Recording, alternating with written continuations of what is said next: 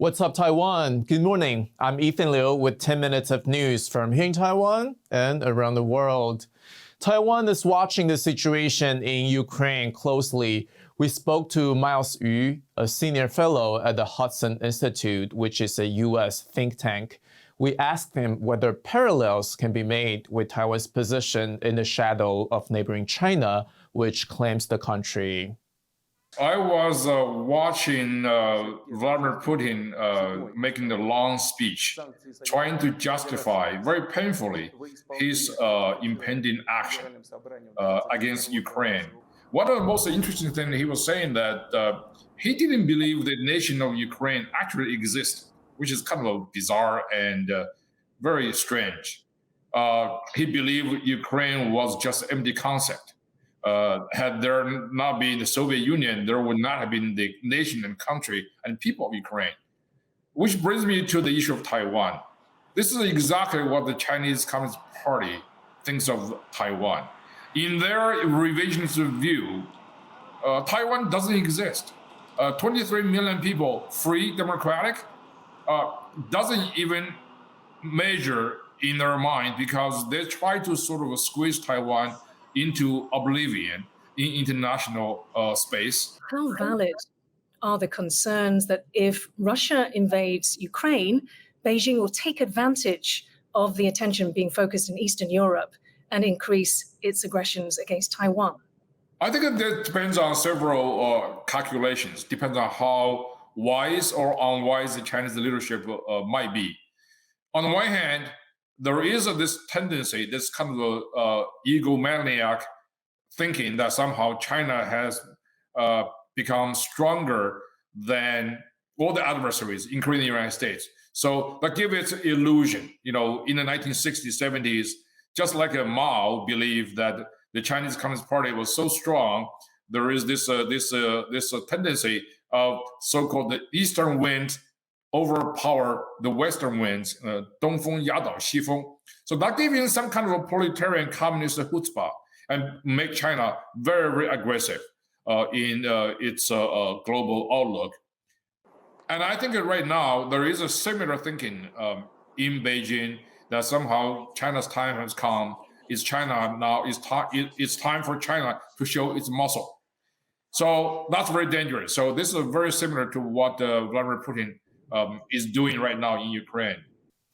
In 2019, Taiwan made history by becoming the first country in Asia to legalize same-sex marriage. But as John Van Trieste reports, current rules mean that for many couples, the right to marry remains out of reach. Japanese citizen Eizaburo Ariyoshi and his Taiwanese partner, who goes by the nickname Ashu, have been together for more than 6 years. They've tried to register as a married couple, but have twice been turned away. 私たちは戸籍事務所に婚姻届の提出に向かいました。しかし、私が日本人であるという理由で受理されず、否担に触れました。 Even though same-sex marriage is legal in Taiwan, under current rules, foreign nationals can only marry a same-sex partner if their home country has also legalized same-sex marriage, which Japan has not. The rule has affected the lives of many transnational same-sex couples in Taiwan. It forced Ashu and Ariyoshi to live apart for a month. 曾经有发生过，就是他学中文的学程已经结束了，然后他没有办法就是获得学生签证，所以他就必须回去日本，1个月十分的漫长。 Now they are suing the government to get the restriction lifted. And they are not the first. 3 transnational couples managed to win exemptions in court, but their cases were considered legal exceptions and did not set a precedent. Taiwan's cabinet, the Executive Yuan, says it has been working to amend the law, but the process has taken more than a year, prompting criticism from the government watchdog. Ashu and Ariyoshi have given up on waiting for the government. They hope their legal action will finally bring the right to marry to all. Klein Wang and John Van Trieste for TaiwanPlus. Taiwan's Peace Memorial Day marks what's become known as the 228 incident. In 1947, days of brutal crackdowns on anti-government protests killed tens of thousands of civilians. Yin Kavet takes a look at some of the numbers that define this watershed moment. This coming weekend is a 3-day holiday in Taiwan to mark Peace Memorial Day on February 28th. While it's a vacation for most, for many others, it's also an opportunity to reflect on one of the darkest moments in the nation's history. Let's factor in the numbers as we prepare to mark this watershed moment. This year marks the 75th anniversary of the 228 incident, the worst massacre in Taiwan's recent history. As many as 30,000, mostly local Taiwanese, are thought to have been killed over 3 weeks, including almost an entire generation of Taiwan's elite. Previously, Taiwan had been a colony of Japan for 50 years, but following the defeat of Germany and the Axis powers, Japan was forced to surrender Taiwan. 228 occurred in the second year of the takeover of Taiwan by Chiang Kai-shek, the leader of the Republic of China, which later lost the Chinese Civil War and retreated to Taiwan. The massacre was triggered on the 27th of February when government officers beat a woman they accused of selling contraband cigarettes. They then opened fire on the surrounding crowd. On the 28th of February, angry citizens marched on the governor's office and were fired on together with innocent bystanders.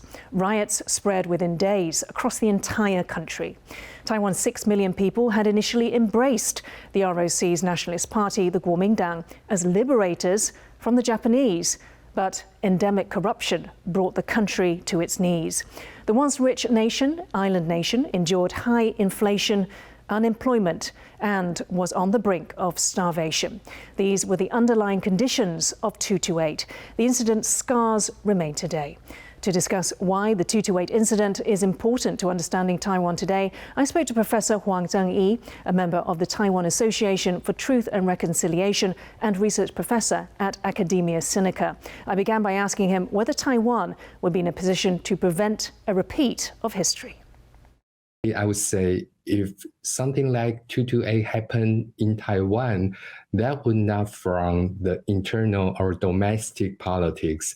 It probably will from a foreign country, especially like the People's Republic of China, always try to invest Taiwan by military force.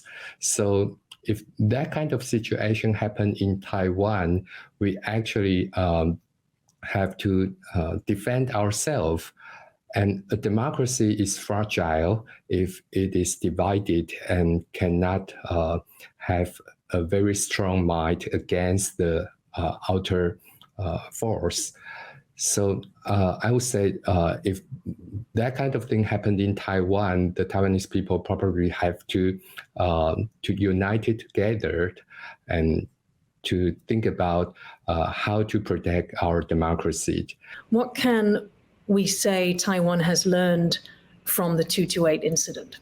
Probably we would now compare it with Hong Kong, but actually the 228 is the prelude to the later political oppression lasting for almost 40 years.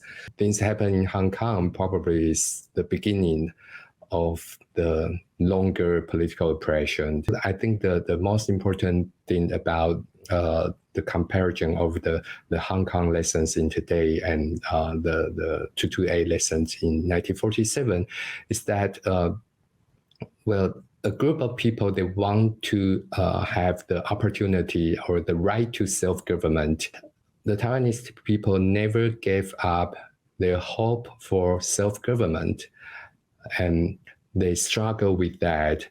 And after 40 years, gradually we achieved step by step to the kind of democracy our ancestors or our parents, grandparents would like to have. I think that's the most meaningful lesson. Thank you for watching What's Up Taiwan. I'm Ethan Liu. Finally today, we leave you with some images of the newborn Potus monkey in Taipei Zoo. Remember to download the TaiwanPlus app for more stories from Taiwan and around the world. See you next time and take care.